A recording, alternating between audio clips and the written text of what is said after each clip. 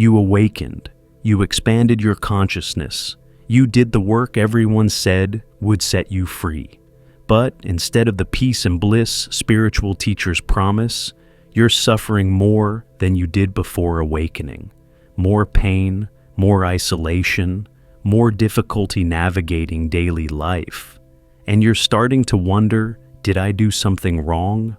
Why am I suffering more now that I'm supposedly enlightened? Shouldn't awakening make life easier, not harder? Carl Jung discovered something that spiritual teachers don't tell you. Awakened people suffer more than unconscious people, not less. More. And the reason why will completely change how you understand the purpose of awakening. Because Jung found that increased suffering after awakening isn't a sign you failed, it's proof you succeeded. But the suffering serves a purpose most people don't understand. Today I'm revealing the strange reason Jung said, spiritually awake, people inevitably suffer more intensely than those who remain unconscious. And if you're post-awakening and in pain, this will transform how you see what you're experiencing. The first reason explains why consciousness itself creates suffering. Here's what Jung understood that changes everything. Unconsciousness is a protective mechanism against overwhelming reality. Most people live in a buffer of beliefs, distractions, and psychological defenses that shield them from the full weight of existence. But awakening removes these buffers. You see reality directly, and direct reality is unbearably heavy. Jung called this the burden of consciousness. The more conscious you become, the more you perceive dimensions of reality that unconscious people are protected from by their very unconsciousness. You feel the suffering in the world more acutely. You perceive the meaninglessness beneath constructed meanings. You experience existential weight that others don't carry because they're shielded by comfortable illusions. Most people think awakening brings relief from suffering, but Jung observed the opposite. Awakening removes the psychological defenses that made suffering tolerable. You don't suffer less, you suffer more consciously. And conscious suffering is more intense than unconscious suffering because you can't use denial, distraction, or delusion to escape it anymore. The first specific reason reveals what awakened people perceive that causes suffering. Jung's first observation: awakened people suffer more because they feel collective suffering directly. Not just their own pain, everyone's pain. Awakening dissolves the psychological boundaries that protect you from feeling the suffering of the collective. And carrying this weight is unbearable in ways unconscious people never experience. Think about how most people relate to world suffering. They see news about tragedy and feel sympathy, but they're protected by psychological distance. It's happening out there to other people. But Jung discovered that awakening removes this protective distance. You feel others' suffering as if it's your own, because the boundaries between self and other have dissolved. One of Jung's patients described this: "After my awakening, I couldn't watch the news anymore. Not from avoidance, from being unable to tolerate the pain I felt. I'd see suffering and experience it directly in my body. No psychological distance, no protective buffer." Jung said awakening had made me permeable to collective suffering. Most people are shielded from this by unconsciousness. I wasn't anymore. The weight was crushing. This is what Jung meant by the empathic wound of consciousness. You're not just more sensitive, you're psychologically permeable. You absorb suffering from the collective field because awakening dissolved the boundaries that protected you. And this creates a level of pain unconscious people, protected by their psychological armor, never experience. You'll recognize this if you can't tolerate news, social media, or even crowded spaces without feeling overwhelmed by suffering that isn't yours. If you absorb others' pain automatically, If the world's suffering feels personal rather than distant, this isn't weakness, it's the cost of dissolved boundaries. But collective suffering is just one layer. The second reason reveals something about personal history. Awakened people suffer more because awakening forces you to process every emotion, trauma, and experience you've avoided your entire life. Unconscious people can keep material buried indefinitely. Awakened people can't. Everything surfaces, demanding integration. And processing decades of repressed material is agonizing. Think about what you've avoided feeling: grief from losses you never processed, rage at injustices you suppressed, terror from traumas you compartmentalized, shame you've hidden from yourself. Before awakening, defense mechanisms kept all this buried, but Jung discovered that awakening dissolves these defenses, and once they're gone, everything you've avoided floods to the surface. One of Jung's analysans described this: "For 2 years after awakening, I was flooded with emotions I'd repressed for decades. Grief I'd never cried, rage I'd never expressed, terror I'd never felt. It was unbearable." Jung said awakening had removed my psychological defenses. Everything I'd avoided was surfacing to be integrated. Unconscious people can keep this material buried forever. Awakened people can't. We have to feel it all. This is what Jung meant by the return of the repressed. Awakening doesn't let you stay unconscious of anything. Every avoided emotion, every unprocessed trauma, every suppressed experience, all of it demands attention. And processing this material consciously is more painful than keeping it unconscious because you're actually feeling what you've spent years avoiding. You'll recognize this if you're overwhelmed by emotions that seem to have no current cause. If old trauma is surfacing decades later. If you're processing grief, rage, or fear that's been stored for years. This suffering isn't new. It's old pain finally being felt. But processing repressed material is just one source. The third reason reveals why daily life becomes harder. Awakened people suffer more because you can't participate in the collective agreements that make normal life tolerable: small talk, social performance, collective delusions about meaning and purpose. Unconscious people engage with these automatically, which makes daily life manageable. But awakened people can't, which makes existence exhausting. Think about normal social interaction. People engage in small talk about weather, sports, mundane topics. They perform appropriate emotions. They participate in collective agreements about what matters. And Jung discovered this unconscious participation is what makes social existence bearable. It's easy when you're unconscious, unbearable when you're awake.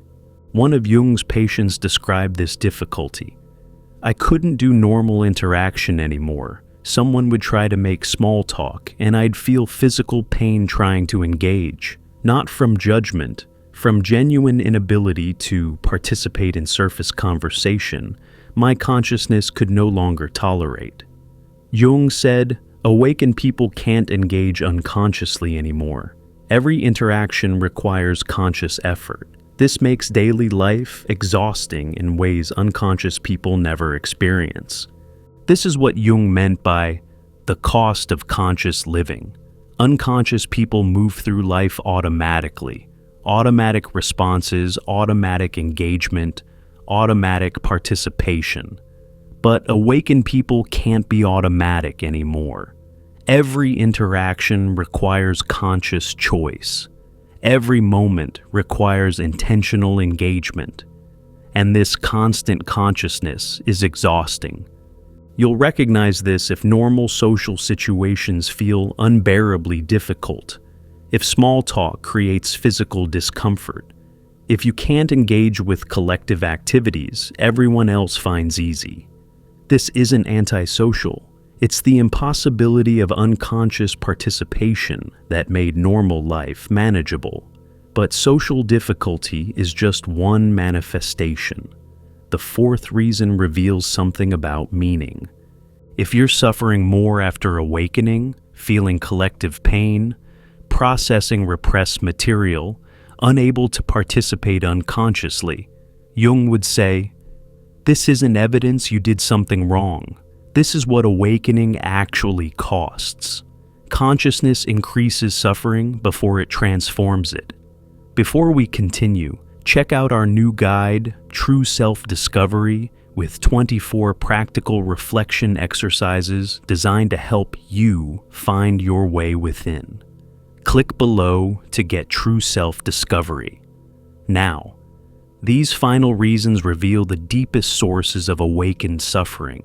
Jung's fourth observation. Awakened people suffer more because awakening destroys inherited meaning systems, but doesn't immediately provide new ones. You see through collective beliefs about purpose, success, and significance. But you haven't yet created authentic meaning to replace what you've lost. And this meaning void is torturous. Think about what awakening reveals. Career success is arbitrary. Social status is constructed. Religious meaning is projected. Every inherited purpose is revealed as invented, not discovered. And Jung observed that this recognition creates unbearable meaninglessness. You've lost the meanings that made life tolerable, but haven't found authentic meanings to replace them yet. One of Jung's analyses described this void. Everything I thought mattered: career, achievement, status, even spiritual progress, I saw through as constructed meaning. Nothing meant anything inherently. I was in complete existential void. Jung said awakened people go through this phase where they've destroyed old meanings, but haven't created new ones. Unconscious people never face this because they never question inherited meaning. We suffer through the void between destruction and creation. This is what Jung meant by the nihilistic passage. Awakening destroys false meanings, but authentic meaning takes time to emerge. The gap between destruction and creation is the void, where nothing means anything and life feels pointless. Unconscious people are protected from this by never questioning meaning in the first place. You'll recognize this if nothing feels meaningful anymore, if achievements feel hollow, if you can't find purpose in things that used to matter. This suffering isn't depression. It's the void between false meaning dying and authentic meaning emerging. And the void is agonizing, but meaning void is just one layer. The fifth reason reveals something about isolation. Awakened people suffer more because you experience existential aloneness that unconscious people are protected from. Not loneliness from lack of people, profound recognition that you're fundamentally, eternally alone in your consciousness. And this aloneness is unbearable. Think about how unconscious people experience connection. They feel merged with others, part of something larger, connected through shared beliefs and collective identity. And Jung discovered these feelings of connection are illusions that protect against existential aloneness. But awakening dissolves these protective illusions. One of Jung's patients described this. I was surrounded by people I loved and suddenly felt completely alone. Not lonely, alone. I realized every consciousness is an island. No one can truly know me. I can't truly know them. There's an unbridgeable gap between all consciousnesses. Unconscious people are protected from feeling this by illusions of connection. I felt it directly. The aloneness was crushing. This is what Jung meant by the burden of individuation. When you individuate, become a separate, distinct consciousness, you recognize you're fundamentally alone.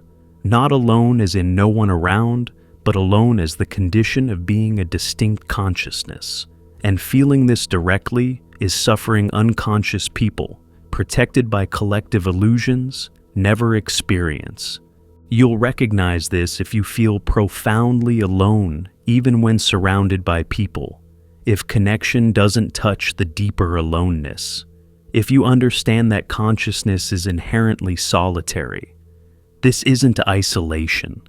It's recognition of existential condition most people are protected from perceiving. But aloneness isn't the final source. The sixth reason reveals the deepest suffering. Jung's final observation. Awakened people suffer more because consciousness creates responsibility that unconscious people don't carry. You can't blame circumstances, other people, or fate anymore. You see your role in everything that happens. And this level of responsibility, unable to deflect or deny, is a weight unconscious people never bear. Think about how unconscious people relate to their lives. When things go wrong, they blame others, circumstances, bad luck. This deflection protects them from responsibility. But Jung discovered that awakening removes the ability to deflect. You see clearly how you create your experience through consciousness, choices, and patterns. And this recognition is unbearable. One of Jung's analysans described this burden. I couldn't blame anyone for anything anymore. My difficult relationships, I saw my role, my career problems. I created them through my patterns, my suffering. I maintained it through choices. Jung said, awakened people carry full responsibility because they can't use unconscious deflection anymore. We see our part in everything. That responsibility is crushing. Unconscious people are protected from this by their ability to blame externally. This is what Jung meant by the weight of conscious responsibility. You can't escape seeing your role in your experience.